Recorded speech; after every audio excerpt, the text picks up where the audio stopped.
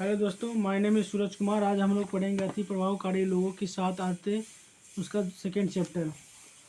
अंत को ध्यान में रखकर शुरू करें का क्या अर्थ है। अगर आपने इस काल्पनिक अनुभव के प्रयोग में गंभीरता से हिस्सा लिया है तो आपने पल भर के लिए ही सही अपने कुछ गहरे और आधारभूत जीवन मूल्यों को छू लिया था। आपने अपने प्रभाव के वृत्त के केंद्र में स्थित आंतरिक मार्गदर्शन तंत्र के साथ क्षणिक संपर्क स्थापित कर लिया था। जोसेफ एडिसन के शब्दों पर विचार करें। जब मैं महान लोगों की समाधियों को देखता हूँ तो मेरे अंदर ईर्ष्या का हर भाव मर जाता है। जब मैं सुंदर लोगों की समाधि लेख पढ़ता हूँ तो मेरे हर प्रबल इच्छा बाहर हो जाती है। जब पुत्र की समाधि के पत्थर पर माता पिता के दुख से मेरा सामना होता है तो मेरा हृदय करुणा से भर उठता है। जब मैं स्वयं माता पिता की समाधि देखता हूँ तो मैं उन लोगों के लिए शोक मनाने की निरंतरता पर विचार करता हूँ जिनके पीछे हम भी जल्दी ही चले जाएंगे। जब मैं सम्राट को उन लोगों के पास लेटे देखता हूँ जिन्होंने उन्हें गद्दी से हटाया था। जब मैं शत्रु विद्वानों के पास पास बनी कब्रों में देखता हूँ या उन धार्मिक व्यक्तियों को एक दूसरे के निकट दफन देखता हूँ जिन्होंने अपने विवादों से विश्व को विभाजित किया था, तो मैं मानव जाति की छोटी छोटी प्रतिस्पर्धाओं, गुटबंदियों और विवादों पर विचार करते हुए दुख और आश्चर्य से भर जाता हूँ। जब मैं लोगों की समाधियों पर लिखी मृत्यु की अलग अलग तारीखें पढ़ता हूँ, जिनमें से कुछ कल की होती हैं और कुछ 600 साल पहले की, तो मैं उस महान दिन के बारे में सोचता हूँ जब हम सब समकालीन होंगे और एक साथ नजर आएंगे। हालांकि दूसरी आदत जीवन की कई अलग अलग परिस्थितियों और स्तरों पर लागू होती है, परंतु अंत को ध्यान में रखकर शुरू करें को लागू करने का सबसे मूलभूत तरीका यह है कि आप आज अपने जीवन के अंत की छवि, तस्वीर या पैराडाइम को ध्यान में रखकर शुरू करें। आप अपने जीवन के अंत को संदर्भ का वह पैमाना या मापदंड बना लेते हैं जिसके द्वारा बाकी हर चीज़ की जांच की जाती है। आपके लिए जो सचमुच सबसे महत्वपूर्ण है उसकी पृष्ठभूमि में आप यह जांच करते हैं। आपके समग्र जीवन की पृष्ठभूमि में जीवन के हर हिस्से की जांच की जा सकती है, जिसमें आज का व्यवहार, कल का व्यवहार, अगले सप्ताह का व्यवहार और अगले महीने का व्यवहार शामिल है। उस अंत को स्पष्ट रूप से ध्यान में रखते हुए आप यह सुनिश्चित कर सकते हैं कि किसी भी दिन आपके द्वारा किया गया कोई भी कार्य उस मापदंड की अवहेलना न करे जिसे आपने सबसे महत्वपूर्ण के रूप में परिभाषित किया है। साथ ही आप यह भी सुनिश्चित कर सकते हैं कि आपके जीवन का प्रत्येक दिन उस सपने को साकार करने में सार्थक योगदान दे जिसे आपने अपने पूरे जीवन के लिए देखा है। अंत को ध्यान में रखकर शुरू करने का मतलब अपनी मंजिल को अच्छी तरह समझकर यात्रा शुरू करना है। इसका अर्थ यह समझना है कि आप कहाँ जा रहे हैं ताकि आप बेहतर ढंग से यह जान सकें कि आप वर्तमान में कहाँ हैं, ताकि आपके भविष्य के कदम हमेशा सही दिशा में हो। गतिविधियों के जाल या जीवन की व्यवस्थाओं में फंसना बहुत ही आसान है। यह बहुत आसानी से हो सकता है कि सफलता की सीढ़ी पर चढ़ने के लिए आप कड़ी मेहनत करते जाए और अंत में आपको पता चले कि आपकी सीढ़ी गलत दीवार पर टिकी हुई थी। यह संभव है कि आप व्यस्त हो, बहुत व्यस्त हो, परंतु आप बहुत प्रभावकारी ना हो।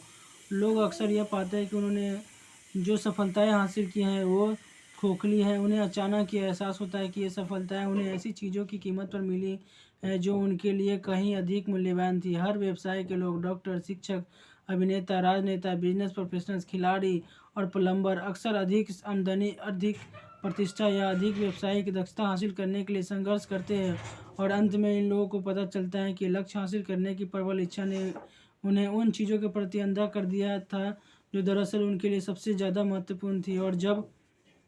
और अब वे चीज़ें जा चुकी हैं।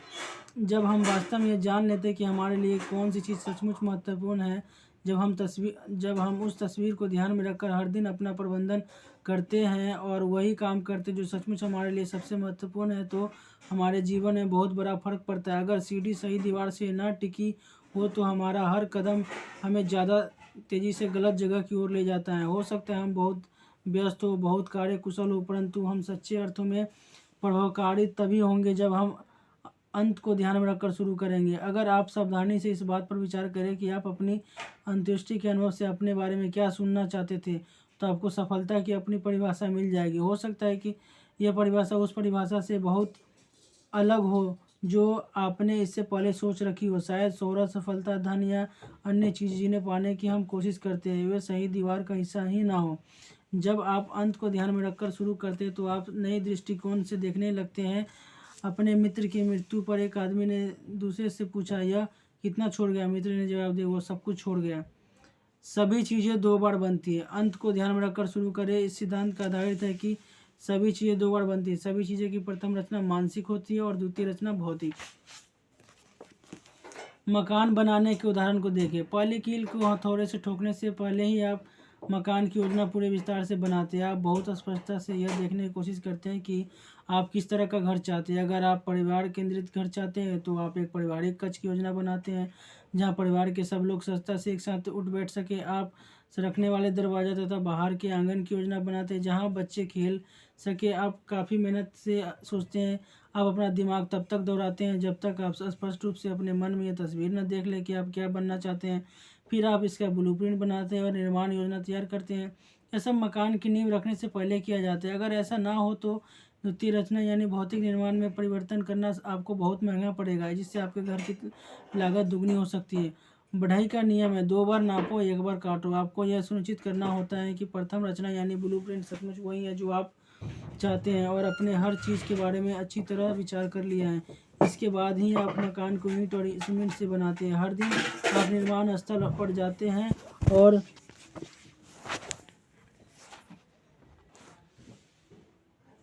ब्लूप्रिंट निकाल कर देखते हैं कि उस दिन क्या बनेगा। आप अंत को ध्यान में रखकर शुरू करते हैं।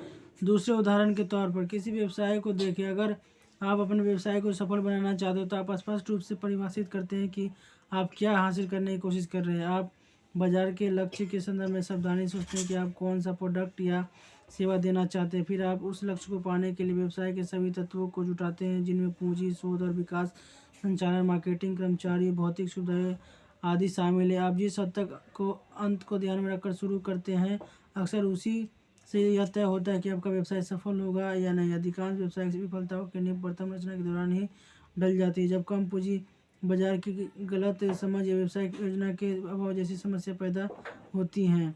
यही बच्चों के पालन पोषण के बारे में सही है। अगर आप बच्चों को जिम्मेदारी और आत्म अनुशासन बनाना चाहते हैं तो अपने बच्चों के साथ दैनिक व्यवहार में आपको इस लक्ष्य को स्पष्टता से ध्यान में रखना होगा। आप उनसे ऐसा व्यवहार नहीं कर सकते जिससे आपको उनका आत्मा अनुशासन या आत्मसम्मान कम हो। सुनियोजित या स्वयं इसका मतलब है बाय डिजाइन और बाय डिफ़ॉल्ट।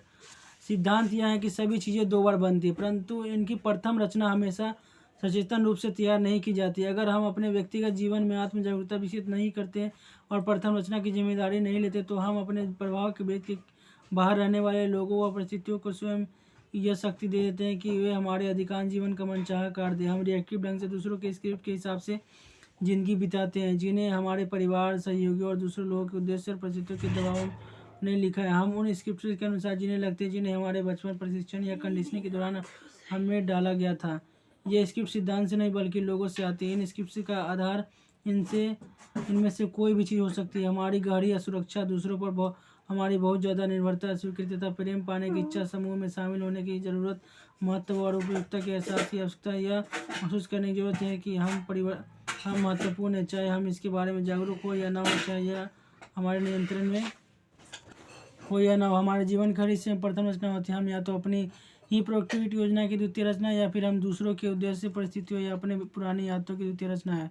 आत्म जागरूकता, अपनी कल्पना और विवेक की अनूठी मानवीय प्रतिभाएं हमें प्रथम रचना की जांच करने में समर्थ बनाती हैं। इनकी वजह से ही हम स्वयं की प्रथम रचना की जिम्मेदारी ले सकते हैं और अपनी खुद की स्क्रिप्ट लिख सकते हैं। दूसरे तरीके से कहा जाए तो 7 आदतों में से पहली आदत कहती है आप रचयिता हैं, दूसरी आदत प्रथम रचना है। व्यक्तिगत मिशन स्टेटमेंट, लक्ष्य, वक्तव्य। मेरे हिसाब से अंत को ध्यान में रखकर शुरू करने का सबसे प्रभावकारी तरीका यह है कि एक व्यक्तिगत मिशन स्टेटमेंट, दर्शन या सिद्धांत तैयार किया जाए। इसका फोकस इस बात पर रहता है कि आप क्या बनना चाहते हैं, चरित्र, और क्या करना चाहते हैं, योगदान और उपलब्धि। इसका फोकस उन जीवन मूल्यों या सिद्धांतों पर भी रहता है जिन पर करना और बनाना आधारित है। चूँकि हर व्यक्ति अनूठा, इसलिए प्रत्येक व्यक्ति का व्यक्तिगत मिशन स्टेटमेंट उस अनूठेपन को दर्शाएगा। यह अनूठापन संरचना में भी दिखाएगा और शब्दवाली में भी है। मेरे मित्र रोल केयर ने अपने व्यक्तिगत सिद्धांत को इस तरह से विकसित किया है। पहले घर पर सफल बनो, ईश्वर की मदद चाहो और उसके योग्य बनो। ईमानदारी का कभी समझौता मत करो। जो लोग शामिल हैं उन्हें याद रखो। निर्णय लेने से पहले दोनों पक्ष को सुनो। दूसरों की सलाह लो। जो नहीं है उनका बचाव करो। निष्कपट परंतु निर्णायक बनो। हर साल एक नई योग्यता सीखो। कल के काम की योजना आज बनाओ। इंतजार करते समय आगे बढ़ो।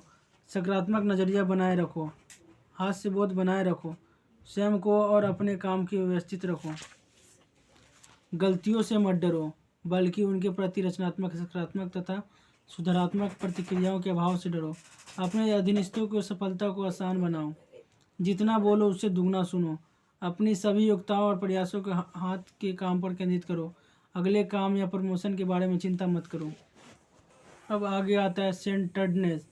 कोई स्पाउस सेंटर्डनेस होता है, कोई फैमिली सेंटर्डनेस होता है, मनी सेंटर्डनेस होता है, वर्क सेंटर्डनेस होता है, कोई पोजीशन सेंटर्डनेस होता है, कोई प्लेजर सेंटर्डनेस होता है, कोई एनिमी सेंटर्डनेस होता है, कोई चर्च सेंटर्डनेस होता है,